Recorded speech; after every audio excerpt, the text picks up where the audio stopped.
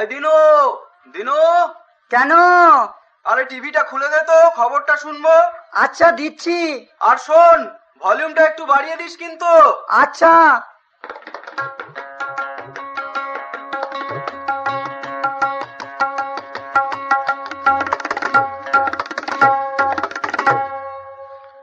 নমস্কার, শুভ সন্ধ্যা। পাগলের প্রলাপ পড়ছি। আজকের বিশেষ বিশেষ খবর হলো, মানিকতলায় পাতা লেলে মাটি খুঁড়ে একটি পুরনো বেনারসি শাড়ি পাওয়া গেছে। মনে করা হয় ওইখানে সীতার পাতাল প্রবেশ হয়েছিল। ভারপ্রাপ্ত মন্ত্রী বলেছেন, আর কিছুটা মাটি খুঁড়লে সীতার দেখা পাওয়া যেতে পারে।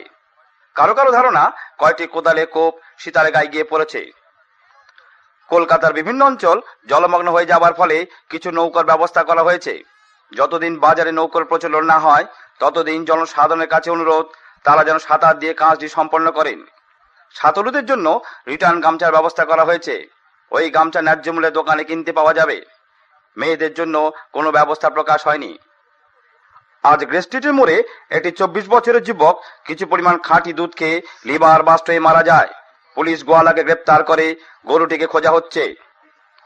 বিদেশ হইতে আমদানি গমবাহী জাহাজ সমুদ্রে ডুবি হয়।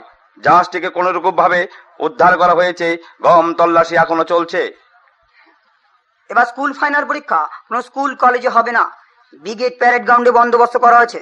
কারণ প্রশ্নপত্র কমন না পড়লেই ছেলেরা দরজা ভাঙে, টুল ভাঙে, চেয়ার ভাঙে, ওখানে ভাঙবার কোনো ব্যবস্থাই থাকবে না। প্রশ্নপত্র কমন না পড়লে রাগের মাথায় ওরা কিছু দুব্বা ছিঁড়লেও ছিঁড়তে পারে। বেকার সমস্যা একটা জাতীয় সমস্যা। এই সমস্যা দূর করবার জন্য কিছু মাদুলি নিয়ে আসা হয়েছে। শনি মঙ্গলবার মাদুলি দিয়ে জল খেলেই বেকার সমস্যা দূর হয় বলে ধারণা করা যায়। বিদ্যুৎ সমস্যা এটিও একটা জাতীয় সমস্যা। এই সমস্যা দূর করবার জন্য কিছু জল পড়া নিয়ে আসা হয়েছে। বিভিন্ন অঞ্চলে জল পড়া ছিটিয়ে দিলেই বিদ্যুৎ সমস্যা দূর হয় বলে ধারণা করা যায়। এক 80 বছরের বৃদ্ধার গতকাল রাত্রে স্কুল ফাইনালের সার্টিফিকেট পৌঁছেছে। উনি পরীক্ষা দিয়েছিলেন 18 বছর বয়সে।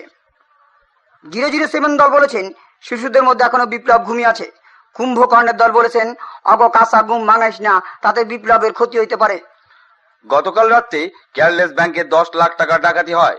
পুলিশ ডাকাতকে গ্রেপ্তার করে পুলিশের 10 বছর জেল হয়। ভারপ্রাপ্ত মন্ত্রী জানান, আজ সারাদিন রোববার। হাতাকাটা ব্লাউজ, ম্যাক্সি, নারী লুঙ্গি বিভিন্ন পোশাকের উপর থেকে কর তুলে নেওয়া হলো। 1947 সালে ভারত স্বাধীন হয়েছে। ভারপ্রাপ্ত মন্ত্রী জানান, আজ 2 ঘন্টা লাইট জ্বলবে। দমদম জংশনে একটি দেশি কুকুরের বাচ্চা নিয়ে প্রচন্ড গন্ডগোলের সূত্রপাত হয়। পুলিশ সেখানে 2 রাউন্ড গুলি ছোড়েন, 3 রাউন্ড কাঁদুনি গাছ ছোড়েন। তাতে একটি পাটনিয়া ছাগল ও অ্যালসেসিয়ানের বাচ্চা নিহত হয়। পাকিস্তান সরকার কিছু ঘুঁটে চেয়েছেন। চীন সরকার কিছু গিরগিটি ওয়ারশোলা চেয়েছেন। দমদম বিমানবন্দরে এরোপ্লেনের সহিত ঠেলার সংঘর্ষে একটি মুড়ি বস্তা বাস্ট হয়। কেউ হতাহত হয়নি। সামনে একটি ব্যাংক মৃত অবস্থায় পাওয়া গিয়েছে। এই ব্যাংকটির জন্য তদন্ত কমিশনের দাবি উঠেছে। কলকাতার এক বিশিষ্ট বিপ্লবী শ্রী ঘোতন ঢোল 10 বছর যাবৎ মৃত্যুর সঙ্গে লড়াই করে গতকাল তিনি হেসেছেন। তার এই হাসি প্রমাণ করে যে বিপ্লব এগিয়ে এসেছে। মৃত্যুর সঙ্গে যখন লড়াই করছিলেন তখন ওনার বয়স ছিল 60 বছর। উনি মারা যাননি। খেলার খবর। চুকিতকিত ফাইনাল প্রতিযোগিতার খেলার ধারা বিবরণী রেডিওর প্রত্যেকটি সেন্টার থেকে শোনা যাবে, টিভিতেও দেখানো হবে। মিছিল প্রতিযোগিতায় প্রথম স্থানাধিকার করে পশ্চিম বাংলা। মিথ্যা কথা বলা প্রতিযোগিতায় প্রথম স্থানাধিকার করে কলকাতার 2 বিশিষ্ট নেতা। ভুড়ি কম্পিটিশন প্রতিযোগিতায় প্রথম স্থানাধিকার করে যমরাজ। পাগলের প্রলাপ এইখানেই শেষ হলো।